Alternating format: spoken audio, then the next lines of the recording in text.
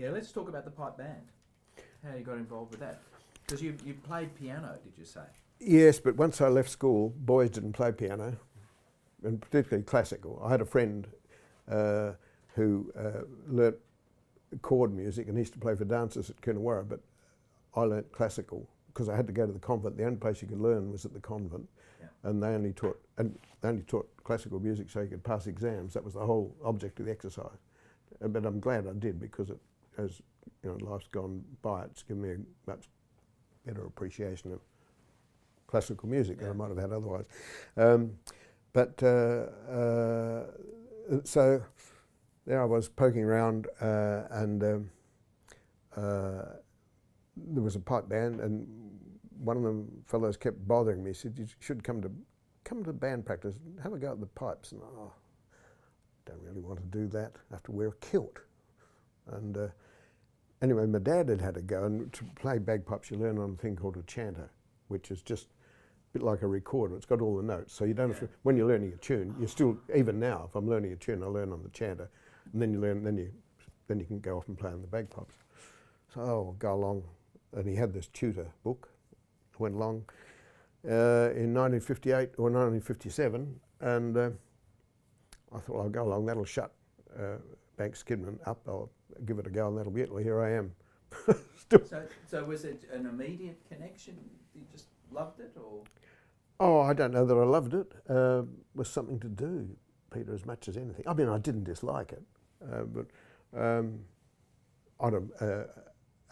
chap was going to teach me the clarinet once, who had a Greek chap who had a Greek, and I'd have liked to have learnt the clarinet, but for some reason that didn't happen. And he went away, I think, before we got started. I mean, my first choice for an instrument would still be the piano, but I've kind of been with the pipes now for 60-something years, so, you know, it's, or 50-something, I think, I can't remember. It'll be 60 in in 2018, I suppose. Right. Do you still play piano now? I've started learning again. Yeah, good on you. And do you play anything? No. Oh, because I found a few years ago, found a woman in Mount Gambier, and she took me on, and then she left, and now I was talking to a local girl who's come back here, her husband Mark Edwards, Mark and Helen Edwards, and I said, do you know anyone that teaches the piano? Well, she's studying for something very high. She's up to about year 8 or 9, and she's a superb pianist, and she teaches a few, and I'm one of them. But I've often said I feel she has a gin and tonic before I get there and one before I leave, or one after I leave. But so, you know, I would rather sit down and play the piano than bagpipe, but I enjoy bagpipes, and it's the camaraderie that you, I mean, we played for the Penola Festival last Saturday, and in the proposed town square site, and we played well, and and you come away thinking, well, that's good. I mean, and now we've got a girl that's moved down from Adelaide who is a good piper and makes people like, I'm lazy. I mean, I don't have much trouble learning a tune, probably because of my fingers work all right, and I don't have a lot of trouble, but I'm lazy. I do enough to get by in the group we've got. Now I've got to lift my game a bit, and that's good. I mean, it makes me work a bit harder at it. So yeah, I mean, I've had a lot of fun in the band. As I said to someone, playing bagpipes opens quite a few doors to you. It also closes a few. And it's been, we've achieved a lot over the years. And so how long did it take you before you sort of felt you had a level of competence that you could, you know, when they had performances that you felt comfortable? I can't remember, but I mean, if your fingers are working, and you can learn the bagpipes fairly quickly. It's a bit boring. You don't play bagpipes till you've learnt the tunes on this chanter and done all your exercises. But if somebody wanted to, they could learn it in 3 months. Yeah, okay. The basics. Now, I can play well enough to keep up with our band, but in the early days, Angus, would you believe, was teaching me. He started the band, and I was a bit footloose and fancy free, and he was coaching me up to play in solo competitions in Adelaide, and I was going along fairly well, playing quite advanced stuff. Unfortunately, he and his wife got divorced, and that sort of fell over. But at that level, you've got to work pretty hard. But at the level I'm at now, it's not that hard to learn. And were there lots of competitions? Well, yeah, we used to go to Mount Gambier to a competition, we'd go to Millicent to a competition. Mount Gambier New Year's Day, Millicent Easter Monday, Penola had one. But going to Millicent was an interesting day on Easter Monday because hospitality was pretty fierce over there. And you'd play, and then you'd go to the band hall, then go to a ball and find your way home at 2 o'clock in the morning, and we were always crutching sheep on the Tuesday. Yeah. But mainly we played, and then go to Adelaide to the Highland Games for several years, and have to go out on the Adelaide Oval in a competition and marching and so counter. Tell us about that time at the Adelaide Oval, which was, you were telling me about before we... Oh, yes. I'm not sure of the year, but I think it was 1960 or 61. I reckon it was one of those. Anyway, Sir Lyle McEwen, the politician, was the chief secretary, and I guess that was under Playford, I think. So Sir Lyle McEwen, being a great Caledonian, and arranged to have the Australian Championships, Australasian it might have been, because there were bands there from New Zealand, on the Adelaide Oval, with all the resources that he could help with. Closing King William Street, we had to march in a street march competition from Victoria Square down to the Adelaide Oval. Then we had to march onto the Adelaide Oval in a marching, playing selections and jigs and things. And this particular day, I think from memory, 54 bands turned up from all states, and there's a band called the Red Hackle Band from New Zealand, which were outstanding. Fantastic day, particularly if you like bagpipes. And at the end, and we formed up. They asked us to form up at what are now the Victor Richardson Gates, march through this mass band of 54 bands, including God knows how many drummers, bass drums and side drums, and divide at the gates, walk around, march around to playing, and meet on the other side for the presentation of the trophies. And it was wonderful. And unfortunately, when we got there, we were playing different tunes. Something went awfully wrong halfway round. We talked about a cacophony of noise. But anyway, both sides kept going, I think, until we stopped. But and old Sir Lyle, who obviously was very fond of, and his cronies, his old cronies from Caledonian societies, including from down here, had the day at the bar somewhere in the grandstand.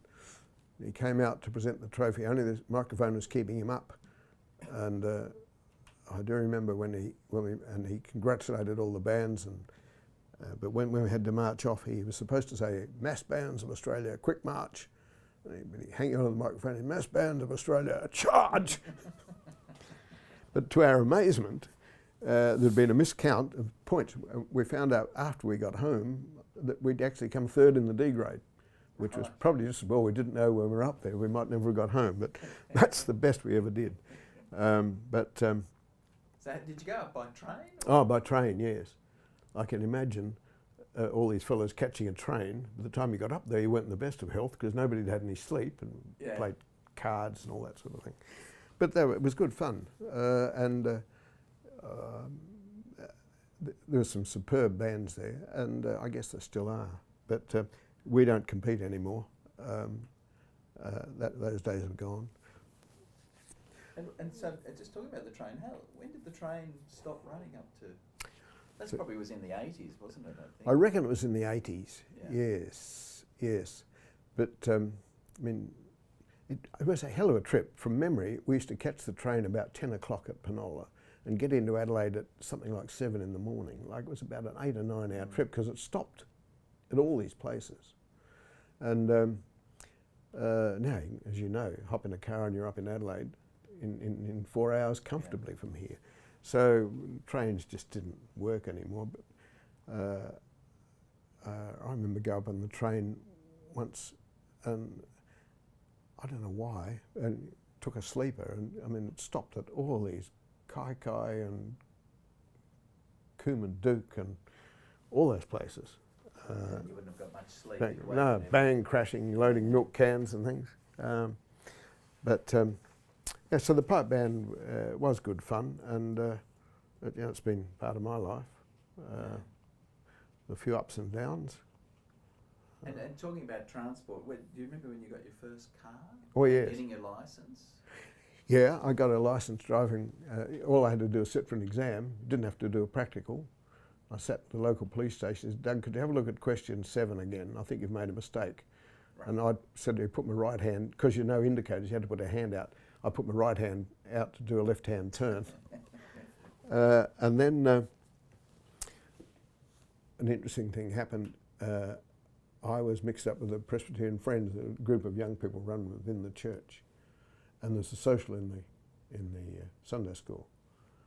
And Dad said, well, you take the car in, you know, which saved me running you in. So I took the car in. Now we were pretty brave, and an older member got a bottle of sherry for us to, so we hopped in near the Presbyterian Church, rode right down the back street, right down the north end of Penola, down a road that wasn't even near some cattle yards, and we all had a sweat. It was terribly brave, you know.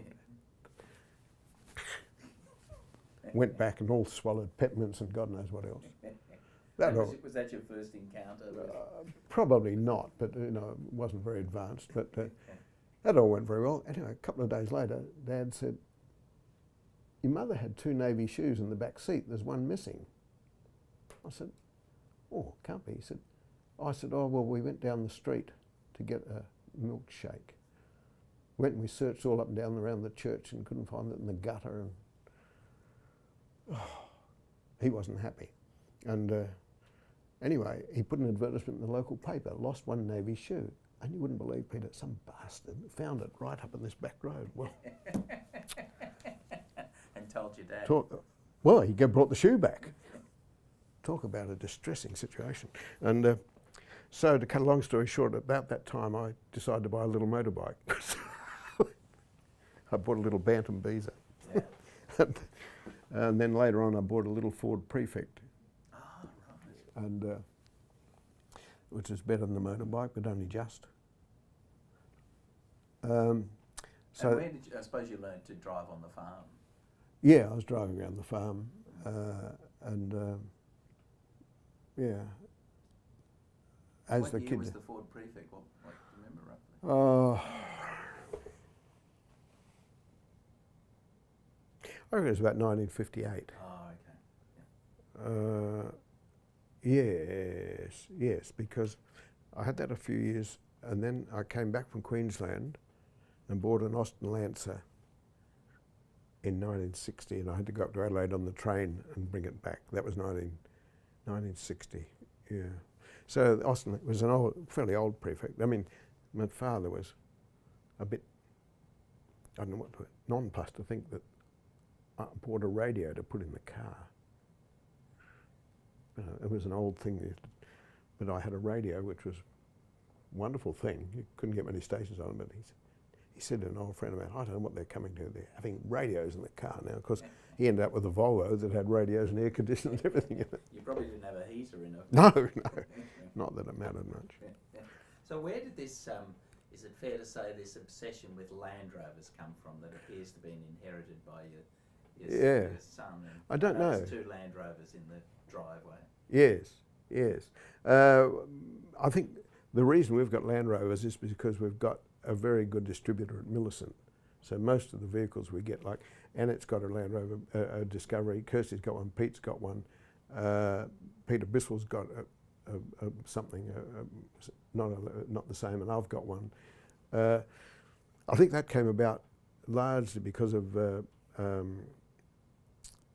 good distributor we've got, so it's not Angus. a devotion to the But then Pete has got, I don't know how many Land Rovers, old ones.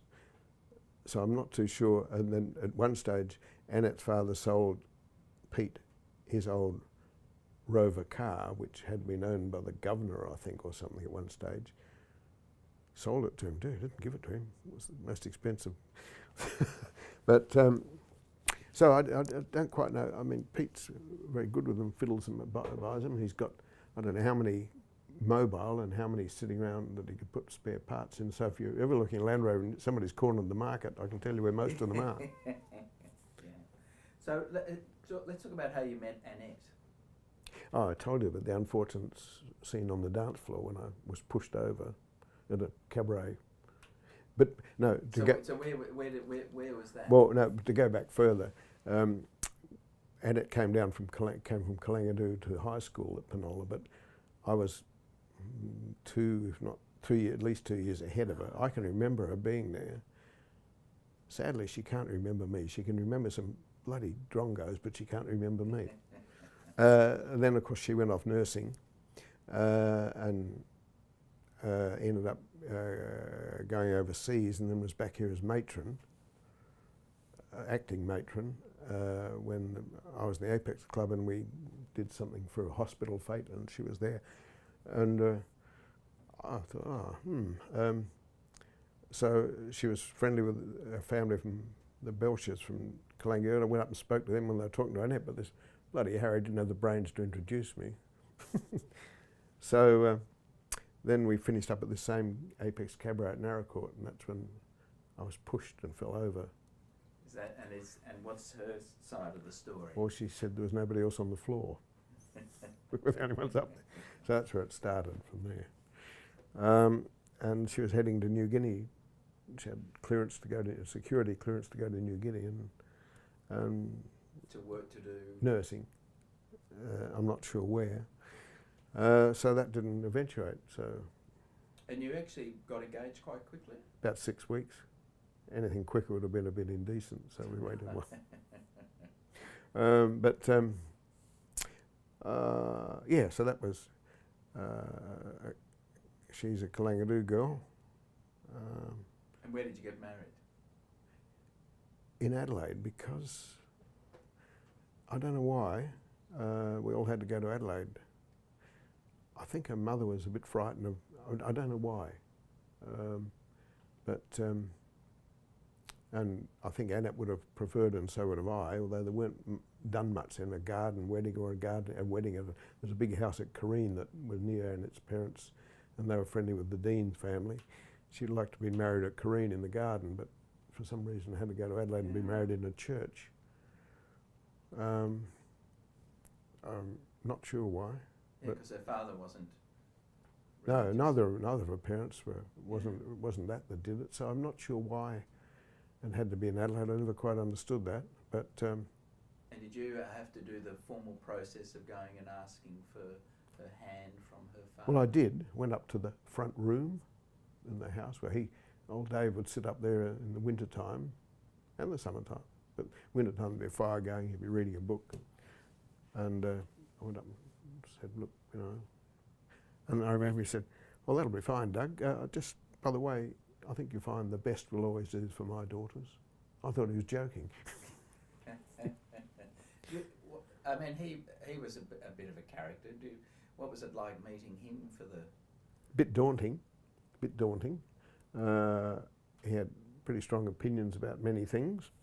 And but I'd have to say,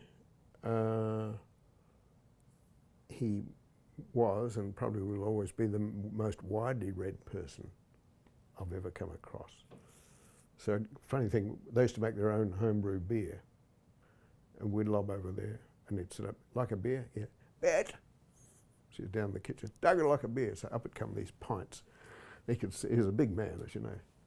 Right, that was good. It was kick like a mule, this bloody stuff. And then he'd have his beer and said, "Think Doug would like another one," and then away he'd go on the latest book he'd read. Right. And it was really interesting to listen to. I said to someone, my contribution to the conversation was usually perhaps saying, "Yes, but." But he was a very interesting person. He could also be rather difficult with his family, but he was a very interesting person, yeah. And as he got older, I think the older we got, or the older we both got, I'm sorry, perhaps the closer we got. But it was a bit daunting going down to Dave Walker's and fronting up to him in the front room for a while. the beer helped. Yeah. So when you got married, you moved into the house. The house next door, yeah. Yeah. And what year was that? We were married in 67. Right. 67, yeah. And were you now running the farm? Or I think you mentioned that your father didn't want to let go. No, it was difficult. We were quite heavily in debt, and I had nothing to do with running the place. And Annette and I still talk about the fact that we were going to Mount Gambier and buying little black and white calves, day old to week old, Frisian calves, and bringing them home and feeding them and rearing them. And as a source of income, Annette was still working until Kirsty was born. But so we're feeding these calves. And I do remember we were down the paddock one day and the calves came down. Dad said, "How many calves has Annette got?" And I said, 12. And he said, "I think that's plenty. Like, don't get any more." He didn't approve of her? I don't think he approved of somebody else having an input or an opinion, probably. Annette didn't have, she didn't hear her opinions about it, but she became part of the thing because she ran these cattle, and there had to be, and I think that was it. And of course, I was so lucky, Peter, when Hungerford Hill came along and bought the place, cleared all my debts, paid my parents back, and left a bit of money for us. Thank goodness they did. Yeah. Because I don't know when the point would have come when my father, I was 20, I was about 30, and only checks I'd ever written out were for petrol and clothing and a few insurance things. I had nothing to do with running the place. I do wonder when he might have said, I mean, a lot of farming fathers never do. Yeah. So that was a godsend, really. Was he happy about the land being sold? I think he was. I think he was, you can't remember, we've talked about it too, how did he feel about me leaving? I think he encouraged me to take this job. But as Annette said, on the other hand, then he sold this 580 acres he had at Mayo for a song, really. So his dream of establishing a sort of a dynasty, not a dynasty, but an ongoing family business sort of fell over when I took the job. I really, apart from, God, I knew nothing. Apart from, it wasn't a learning curve, it was a perpendicular line, but it took me into a different world, like a different world altogether. So Hungerford Hill come in, they buy it, and they want you to plant 250 50 acres, yes, with overhead irrigation and all huge diesel pumps. And I remember, do you want to talk about this now? Because, yeah, sure, if we can. Okay, so we'll give it a go for a year, and it was about to have peat. Give it a go for a year and see how it looks, and then we'll go and try and buy a farm. Anyway, I was reporting. And so she was supportive? Oh yeah, I think she was. I mean, it was we were both pretty keen to give this a go. Yeah.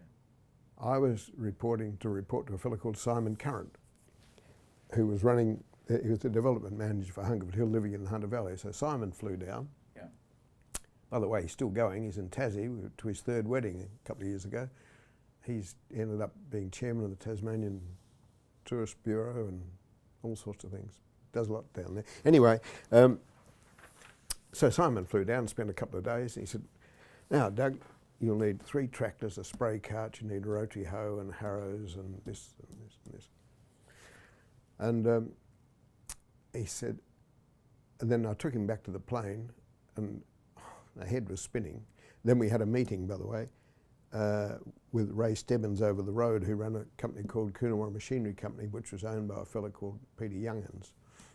And he agreed to help a bit for the first 2 or 3 months or so. So then we had a meeting with the bulldozing contractor, and it was decided that he had 2 bulldozers. Well, first of all, we start on the 1st of March. Get the fences down, then Nobby Messenger with a bulldozer. He'll come in, we'll shift the first. You had to push the gum trees over, you could then, which was horrible.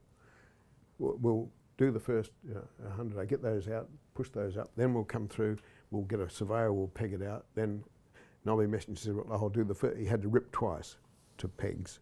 Do the first one in daylight, we'll mount the other tractor, we'll do the spreader, and we'll do that at night time. We'll do so many acres a day. And I thought, this is just going to be sensational. And then we'll get a fellow in with this huge plough. He'll plough that, smash up the rock, level all that out. Then we'll get Norm Stringer in, who's the irrigation contractor. He's got to dig 30 or 40 kilometres. I can't remember, Peter, don't hold me to that, because the trenches went everywhere.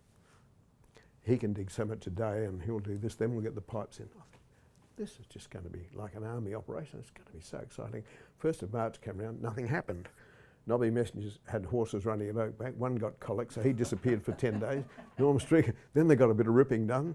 Norm Stringer turned up, his machine broke down, and then So how did you know things like, who told you to rip? Oh, well, that was known. Okay. Because Other people were doing it, and yeah. Simon had done it. And but I'd have to say, Peter, the old timers at Coonawarra, a fellow called, Ray Stebbins was quite helpful. But Ray Edwards ran the Mildara Vineyards. He was extremely helpful. Eric Brand, Bill's father, was very helpful. Old Bill Redmond, although he was old, was very supportive. Arthur Hoffman, and then perhaps the most of all was the manager of Winds Coonawarra, Ken Ward, and his wife Lorna. They were just fantastic to me. And I mean, I was paying people. We had people going everywhere. I had no idea. I had a thing called Kalamazoo that you wrote the name out in and the amount of money, and they got a strip of paper giving their wage details every week. And I went up to see Lorna Ward, and she said, have you got Kalamazoo? And I said, no, I've got a cowlick and something else. I went, no, you silly bugger, this thing. And she got nobody else told me this. I got into awful trouble when we came to do group certificates. You wouldn't believe how much trouble I had, because I know. But they were good. One thing I remember about Ken Ward, I went up there after the first vintage. And I had no idea, how you going? I said, I'm buggered, Ken. I haven't. He said, have a coffee. So he said, I'll put a bit in it. It was brandy, and God, it was wonderful. And I rang him up and said, Ken, that's got me going. Wonderful. He said, it's pretty good, you've got to get the dose right. So they were, but a lot of people were very helpful. And Simon, when I put him on the plane, he said, look, he shook hands, he said, good luck, Doug. Look, I'll back you in everything you do, you'll be right. Just don't bite off more than you can chew, good luck. But see, to ring Simon, I had to book a call through the local exchange. Okay. I couldn't pick up the phone and ring him. And he was, and still is. Kirsty went down there and worked for him before she came back here. But it was an interest, and it rained. And of course he wouldn't necessarily be on the other end when you were trying to... No, you had to make sure he was there. And then he'd have to ring me back and go. But and then it rained, and it rained, and rained, and bloody rained. And So what year was this? 1971. Right. Mm. So how did they chose, I presume Hungerford Hill decided which varieties they were going to... Yeah, they did, yes. And how did you get your vines? Were they, take cuttings? No. Well, largely they owned a place called, they owned Ranella Wine south of Adelaide, and most of the cuttings came down in truckloads. And that's where all the cuttings came from, because they owned Ranella. They just came down as dormant sticks? Yeah, just cuttings with roots on them. Yeah. No, not sticks, or rootlings. Yeah. And we planted those, yeah, it was an interesting time actually. And then I got onto Nobby Messenger and said, look, you've got to pull your finger out, Nobby. I could always blame head officer getting really jumpy. So he came out and it was about to have peat. Because all the roads grow north and south. He got to the house, went around the house, and kept on ripping. We couldn't get out. He didn't notice the house? Oh, no. He had a lot of time for him to the eulogy at his funeral, but we had to get Anne out, we had to go down the rows between these rip marks. Hell of a thing. Yeah, I didn't have time for that sort of rubbish. And in terms of things like row spacing, you just followed what other... Well, I was told the actual Simon was the development manager, but the senior viticulturist was a fellow called Norman Hankel, who'd worked with Yalumba and highly qualified, and he decided the varieties and the row spacings and all that sort of thing. It was his. I reported to Simon, but Norman was my overall boss. he had brilliant ideas. Some of them weren't very practical, but yeah, he did all that. Yeah. Interesting times actually, looking back. And you know, then we had vine training, and some of the women that came, had a huge team of vine trainers. They'd trained, they knew more about it than I did. Right. And of course they knew that.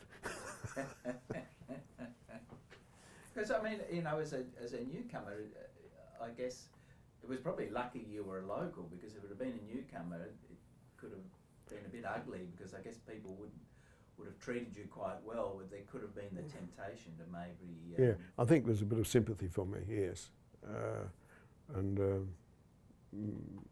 Yeah, I mean, I remember Dad must have been, somehow or other, Eric Bram was there, and Dad said they'd have often dug this job, he doesn't know what to do, and old Eric said, I reckon you should have a look at that, you'll find that very interesting. And that was, you know, helped me along the way a little bit. So there we are, all these years later, still hanging around thinking about what we're going to do next. Yeah, right.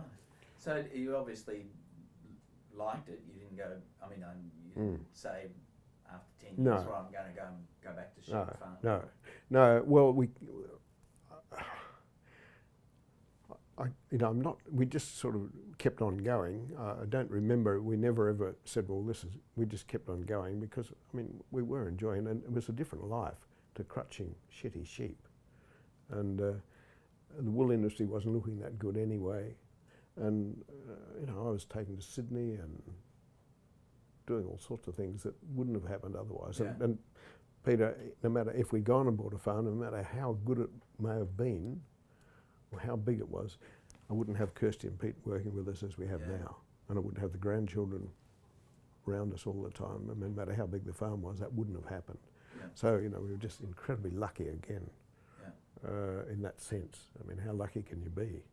And it's an interesting industry, isn't it? Because, you know, we've gone through some pretty bad times, but it still has that sexiness about it, so that when you meet people socially and you say you're a grape grower or a winemaker or in the industry, people take an interest which they wouldn't do if you said, I raise pigs or I grow... No, that's right. It's a funny thing, isn't it? Wool might get you by once, but raising pigs wouldn't get you up the ladder at all. It would push you back down again. But I mean, you do wonder. We've still got some very good soil not planted. It won't be planted grapevines, and just, you know, 50 or 60 acres. You wonder.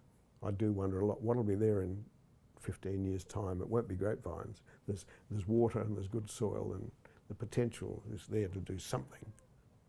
And the demand for food, and you know, I read somewhere the other day that China's got something like only 8% of the world's fresh water, and 40% of that is polluted. So the demand for...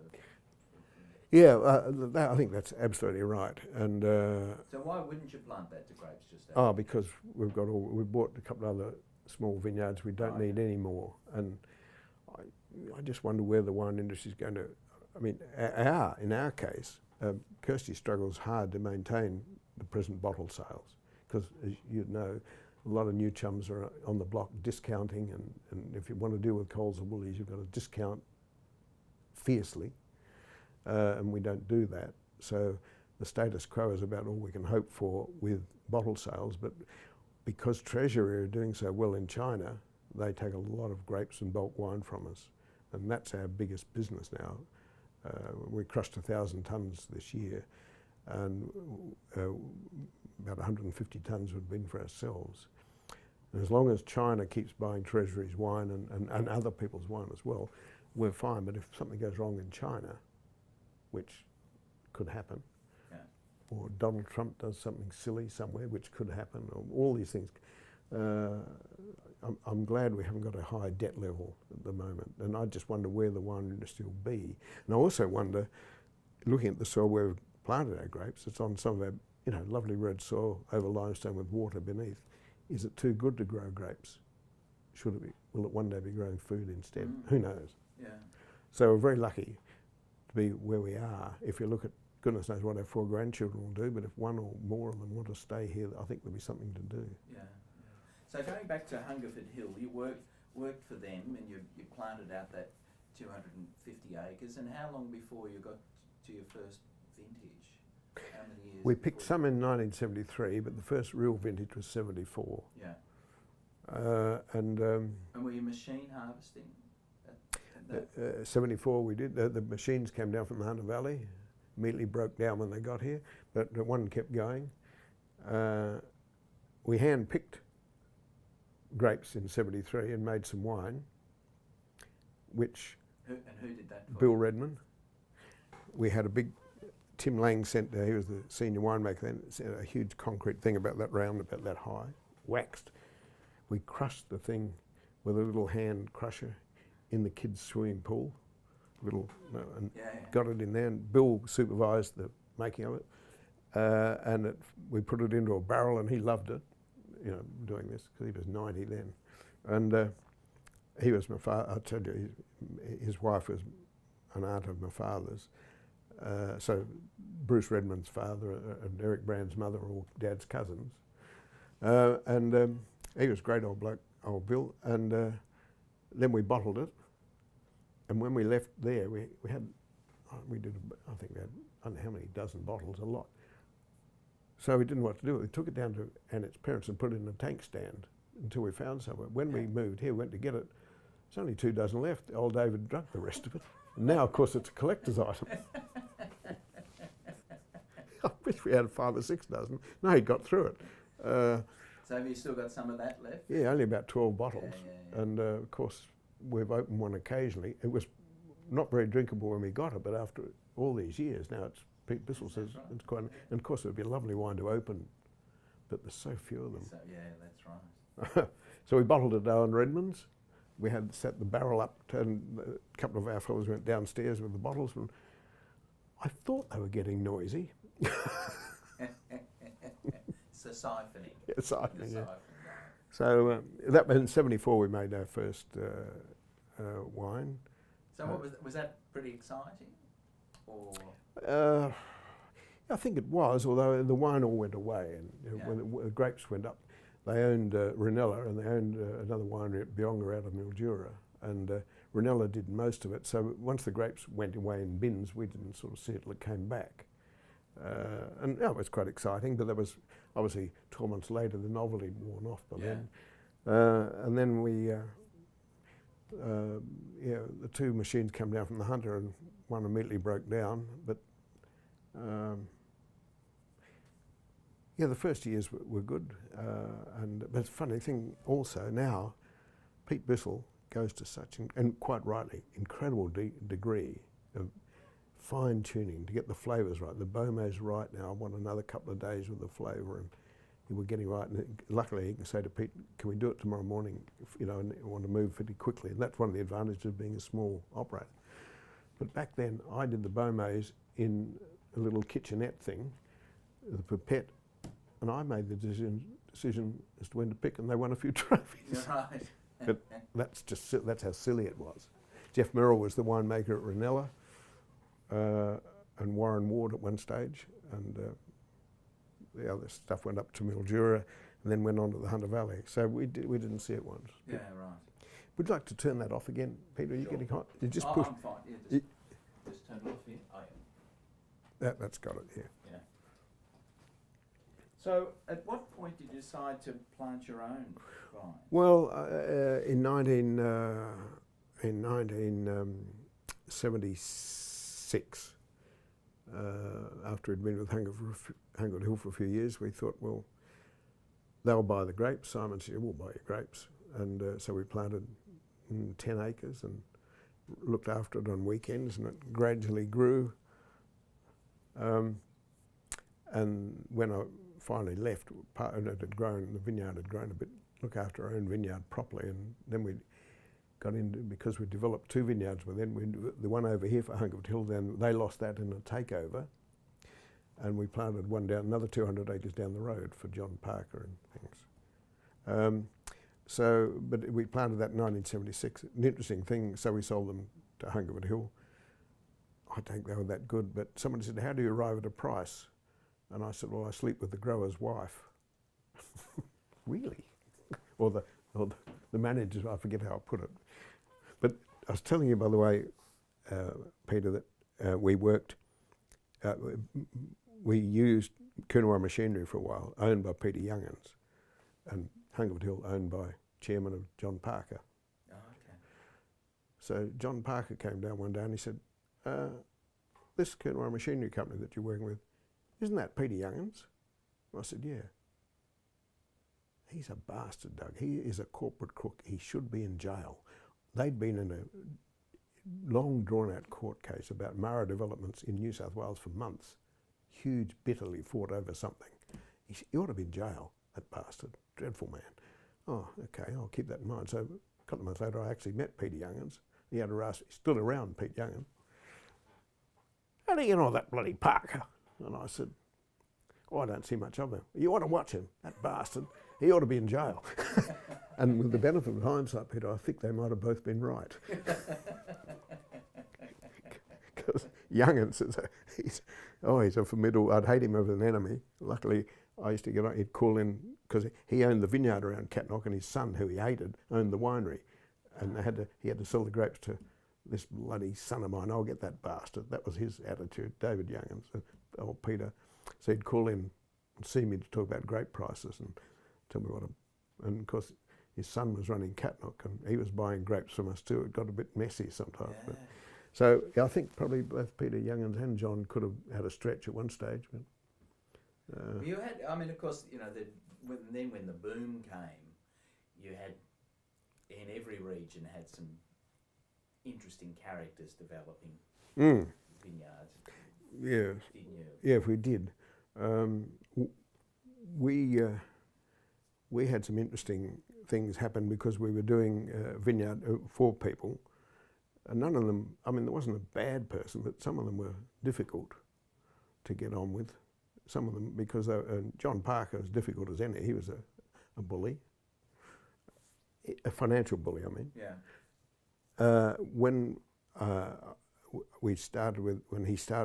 he came down, and Ralph Fowler, who had been the winemaker in the Hunter Valley with Hungerford Hill, was at Leconfield, and John came down. John arranged for him to come down here to train in Coonawarra because he was going. He said, I've got $1 million in cash. Really, that was a lot of money then. Yeah. And I'm going to build a winery. We'll get Ralph settled in over here until he gets the hang of it. Then he'll come with us. And so Ralph was at Leconfield. Then he came along. He said, "Now I think we need to form a company, Parker Wine Estates, with Faye and I and the Fowler family and the Balnays family. So you'll have to put in $40,000 each, which we didn't have. We just built this house. So we borrowed the money, put it in. Well, all hell, it didn't work. We found out that John was sailing a boat around Sydney Harbour called Parker Estate, which the company had paid for, advertising. But he was lending money to Parker Estate at an exorbitant interest rate. And of course, we had nothing to do with this. And it was getting worse and worse and worse. And he and Ralph had an almighty row, and they ended up in court. But at one stage, we got sick of waiting, so we had some spare grapes, and Ralph Fowler said, "Look, they're good grapes. Why don't you make them into wine? You can sell it as bulk wine if you want it." So we went over to Leconfield and had some wine made. And it turned out very well, and several people tried it and said, "You want to bottle this? We're never going to have a cellar door, never." So I bottled this wine, and people kept telling me how good it was. Oh, Jesus. So we had a label done. And then we put it in the Adelaide Wine Show, and we won a trophy and made news because, the new boy on the block, a new label, and was written up in the news, the paper, and photos of me. And before the advert, we had two papers then. Unfortunately, we gave a bottle to someone in the Adelaide Hills who took it to a tennis function where Faye Parker was at. She took the empty bottle back to Sydney, and all hell broke. John was on the phone. Director, I'd broken all the laws of, I'm as a director of a company, conflict of interest, and boy, he really laid it on the line, and I could have you, blah, blah, blah. Anyway, he settled down after a while because we could have made it hard for him because we'd never had a meeting and he made all these decisions. But he and Ralph had a couple of monumental fallouts. So in the end, we wound up Parker Estate. We didn't get our $40,000 back. And John went and built the place down there. We used to run his vineyard for him. Pete Bissell made his wine. And all his first growth, which was his premium line, all those grapes came from our vineyard.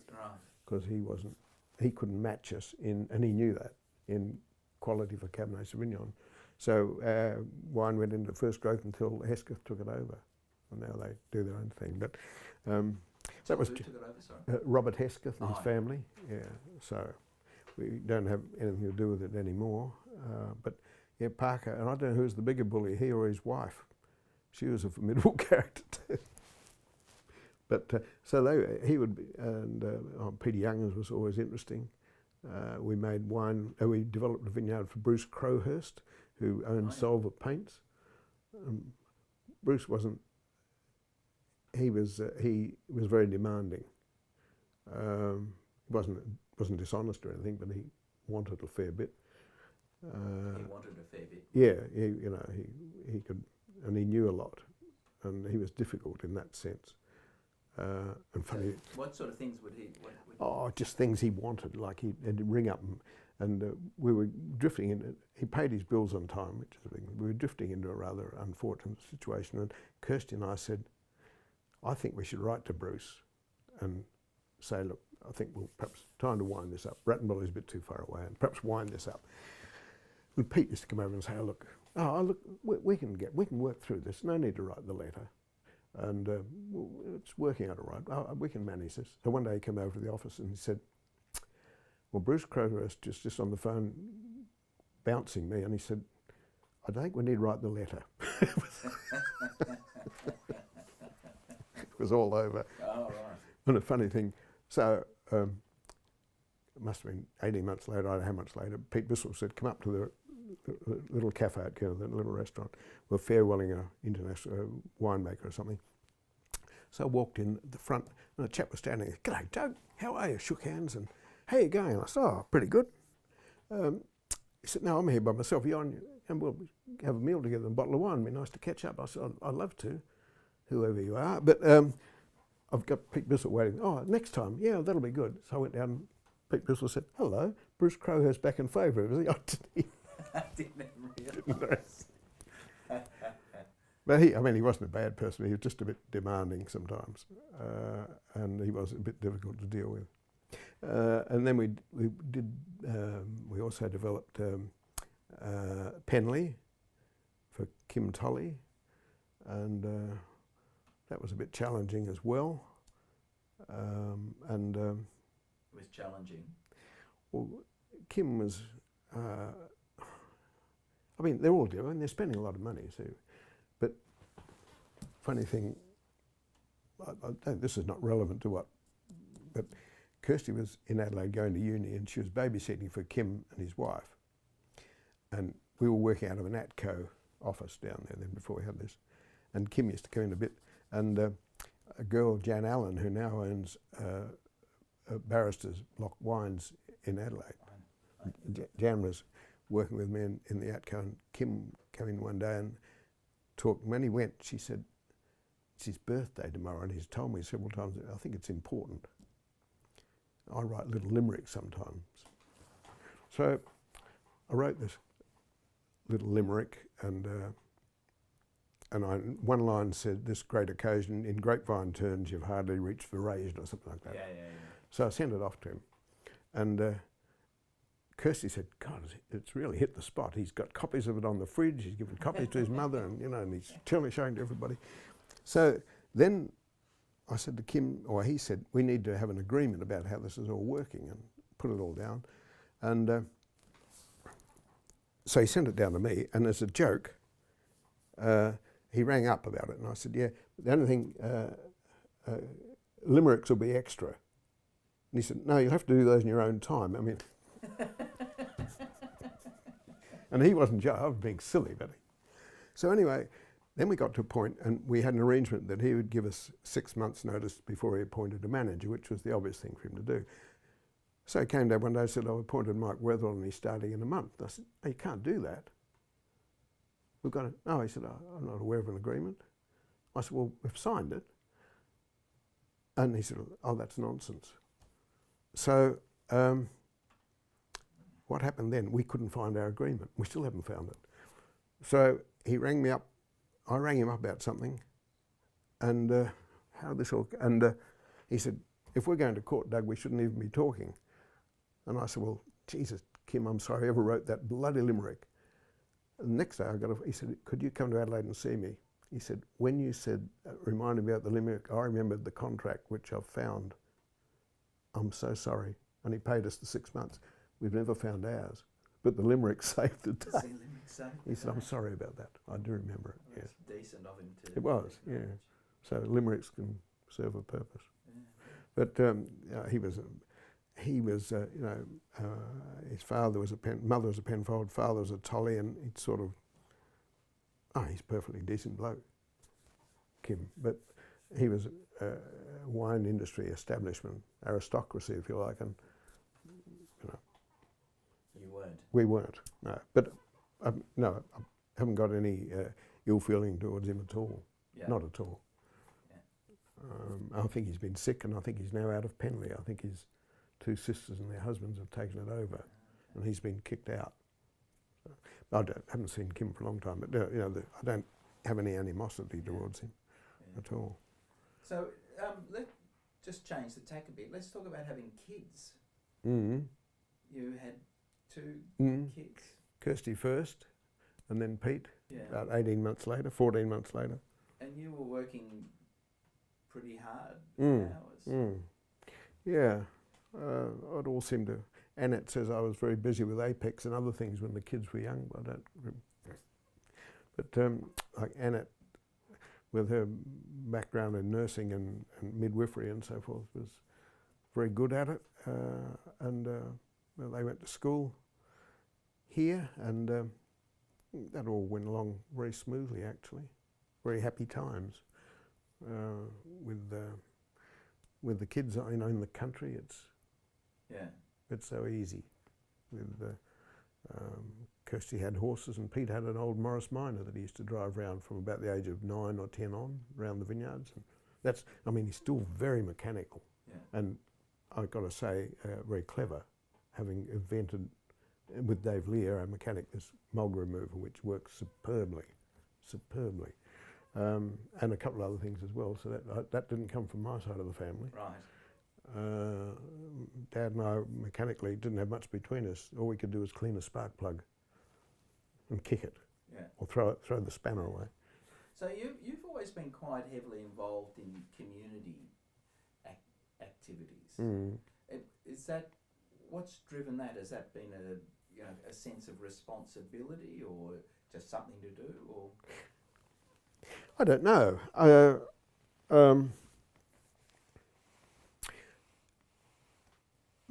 My father wasn't that involved in community things. The RSL, he was a good member of, but never took office. The football club, he didn't ever hold office of anything, but he was a good supporter. And I don't know, I've wondered that myself sometimes, but like my grandparents on the Balnose side were very involved with community things, particularly the Presbyterian Church, but also other things, particularly the Penola Show Society and things like that. My grandmother Balnose was very involved with a thing called the Benevolent Society, which helped people out who were struggling. And on the other side, Grandfather McWater's was chairman of the council, and as I said earlier, quite a few things. I don't know, it's something that I think a lot of people in small communities, country communities do. It just... But a lot don't, too. No, there's always Penola's got I don't know whether we're unique or not, but there's a lot of people, are deeply involved in 2 or 3 organisations. You're quite right. There's a lot that don't, but I don't know, it just happens. And I'm thrilled to bits that Pete now is president of the National Trust and of the Coonawarra Vignerons, which he didn't really want to be. The National Trust is fine. The Vignerons is a tricky one to do because of personalities and all sorts of things. And Kirsty's deeply involved with the Bendigo Bank. She was involved with the netball, and she's also involved with running mental health things, particularly for men, and she's on the state body, and Pete was too, as you know. So I think it just something you and it's good being despite that. You know, it was did that, I suppose, social justice, that sense of community, did that mainly come from your paternal grandparents' side, or is that something today that you've? Well, see, I found out, by the way, we're having a town square in Penola. I thought I'd pass through all this, but and the lady that's driving it from Divine Cafe, his husband fell off a ladder and broke his leg, broke an ankle and a wrist or something. So she's got to do, and so she's had to step down for a while. So I'm now the chairman of the town square committee, and it's just something that needs doing. I mean, I was very involved with Apex, and I don't know how it all happens, but you can't. I think it's in the culture or something, in the blood, to just want to do this sort of thing. Apex was a wonderful thing for me, by the way, because having had a pretty limited experience, insular sort of an upbringing, you know, apart from the footy team and things like that, and to go into Apex and be thrown in with men probably 10, 12 years older than I was a fantastic experience. What age were you when you went into Apex? I was about 28 when I went out, so let's say 22, 21, 22, something like that. Yeah, I'd say 21 or 2. And then when I went with Hungerford Hill, it all got a bit too much. I didn't have any spare time. So I didn't, you're supposed to go to 40 years. I didn't, because of my commitment with Hungerford Hill was taking everything. But that was a fan. I mean, I'm sorry, Apex has faded, because we all had to do a bit of public speaking. We all had to run meetings and take out, and they were tremendous learning experiences for everything. It was a wonderful organisation. Plus the community work we did, it was all good fun.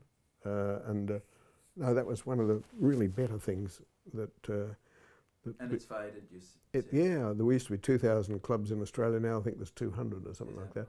None here. There's still a few around, but like Pete tried to join it, and when it was going, and I mean, nobody's got the time that they used to have. Pete just hasn't got time for that, and I think, whereas going back to those times, you know, the 60s, people had a lot more time. Not many people work more than 40 hours a week, but gee, they do now. So I think that's probably one reason. The Lions clubs struggle, and I think Rotary might struggle as well, from all I know. But, and interestingly, talking about other things, like when I was a kid, most of the Protestant men I knew were Freemasons. Freemasons has gone. Right. Doesn't exist anymore in Penola. It was a huge thing once. Never occurred. My father and uncles were all Freemasons. It never occurred to me. Yeah. And yet it's interesting, isn't it? Because those formal groups are struggling, but if there's something like a disaster, flood in Queensland, then thousands of volunteers will come out to assist, but only for a short period of time. Yeah, well, and you can see this in rural communities now. A few years ago, we had a tornado hit Penola. Oh, I'd forgotten that. And it was pretty severe. It flattened the bowling club, flattened the hardware, ripped the hardware store apart, then did a right-hand turn, went down the main street and blew the big cheeses out of the shop that my cousin and I own in the main street, the old Balnave store, blew the back out of that, went down and nearly wrecked the Country Women's, blew the roof off the old Catholic Church Sunday School and exposed some beautiful slate, by the way. And then, so, I mean, it was a hell of a mess. And the community, there were people everywhere with trucks and carting stuff away, and, it was all there. So when those sort of thing happens, but see, even the golf club here struggles now for members. Yeah. The tennis club has to battle, and So I don't know what, it'd be an interesting thesis, wouldn't it, to work out why, Yeah. and all the churches, all of them struggle now. So it all changes. Yeah, I guess the world has changed so rapidly, and a lot of those institutions I think maybe that's haven't right. been able to. Yeah, it's just when I tried to play golf, if you went out early, you could get on the tee. You'd go out at 11 o'clock, but if you went late, you're waiting a long time. Yeah. And I'll just see who this. I won't. Yeah, sure. That's all right. I'll just